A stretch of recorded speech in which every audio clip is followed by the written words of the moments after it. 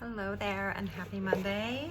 This is the second and last energy update of the month of February, and it's February 16th, so I'm going to get right into it because we are entering Year of the Fire Horse tomorrow in the Chinese astrological calendar, which signifies the beginning of the Chinese New Year. We are officially a month and a half into our Gregorian calendar, and we also have an eclipse. And while I don't do astrology in here and I don't like to get too much into the planetary movements because it's just not something that I specialize in, I do want to take a moment to kind of ground into that energy, and I will leave some graphics below in the newsletter that go into greater detail. Say hi to my little dog and all of my plants. And you might be able to hear over here, I have my door open, so there's beautiful wind chimes, and my daughter picked out lovely roses for Valentine's Day. This is her favorite color. So I have the energy of the rose right here with me while I'm speaking, which is very befitting of the topic that's coming through. So moving forwards, as I mentioned in the last video, all of these energy updates will be sort of a collective assortment of the New Earth School curriculum. Because we're now in the 5D, we are emerging more as light beings than we are matter. And so we're moving sort of out of this territory of talking about trauma and healing in that regard. We're really moving into ascending into our higher selves and how we can align in our light to do our best, to create, to connect, to collaborate. So today, I think I'm already at minute 2. I'm going to keep this at 10 minutes. So today, the last video was about glitching and how to recognize when you're glitching and how there's room for expansion in rewiring your neural pathways. So hopefully some of you in the past couple weeks have been experimenting with that. I know my daughter and I have been experimenting with it. She and I both are sleeping on different sides of our beds, and when we drive, we alternate who drives. We park in different places, the parking lot, and we just challenge ourselves, like to pick a different locker in the locker room, or to make something different to eat for breakfast. And they seem like such little things, but what they're doing is it's deflecting the programming in the matrix, and you don't even need to know what that means. Just hearing that, deflecting the programming in the matrix, is going to have an impact on your body. So you're just deflecting the programming in the matrix, and you're creating a new signal, and the new signal equals a new neural pathway. So now we're going to move into heart energy, and heart energy is the most important energy that you can grow and develop as we move into this year of the horse. And as you will see in some of the graphics below, a horse carries roughly, I think it's 5 times the amount of heart energy that we carry in our heart. So if you're drawn to horses or you work with horses, you are very fortunate to receive from their field. Otherwise, there are other ways that you can ground and grow your heart energy. We're not going to talk about that today, because I really just want to kind of get you out of the thinking space and into the feeling space. And creating coherence in your heart is the ability to understand when you are, instead of coming from the mind, you're coming from the heart. And if you think too much about how to do that, you're going back to the mind. So I really want to stay out of the thinking space right now and stay in the feeling space. So how can you cultivate coherence in your heart? Why is it important? And how can you maintain it? So how can you cultivate it? Well, first let's talk about why it's important.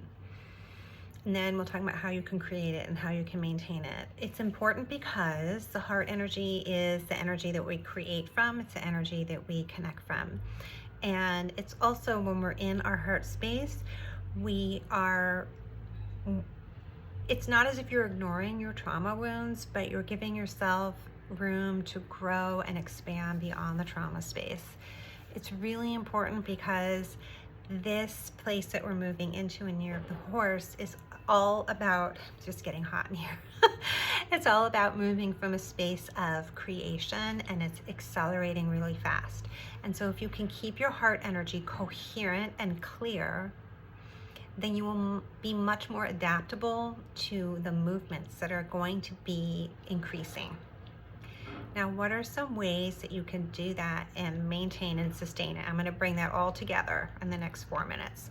So, one thing I like, a few things I like, I'm just going to share what I do, is I love to meditate. There are specific meditations that you can align with that are specifically designed for brain-heart coherence. To be very specific, you can go to the Joe Dispenza website, and there is a brain-heart coherence meditation that you can purchase on your own. It's about 34 minutes, and it's wonderful. And once you own it, you own it. So meditating, you can use that specific meditation, or you can just use another guided meditation. If you are searching up through different apps, see if you can find some that are developed for heart coherence. What is another way?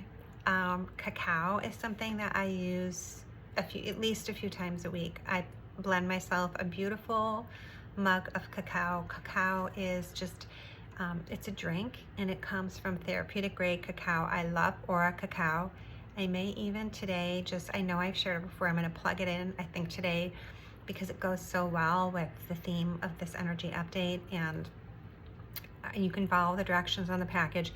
It's not hot chocolate, but it's similar, it's brewed a similar way, and you can add in some cinnamon and vanilla, maple syrup or honey, and when you're mixing it all together with either a liquid of your choice, which would be hot water, or I use a nut milk, you can set an intention and hold it and drink it, and it really creates a nice sustainable feeling in your heart. And if you've been releasing a lot and purging a lot or crying, cacao is extremely supportive. I highly recommend that also after an energy work session.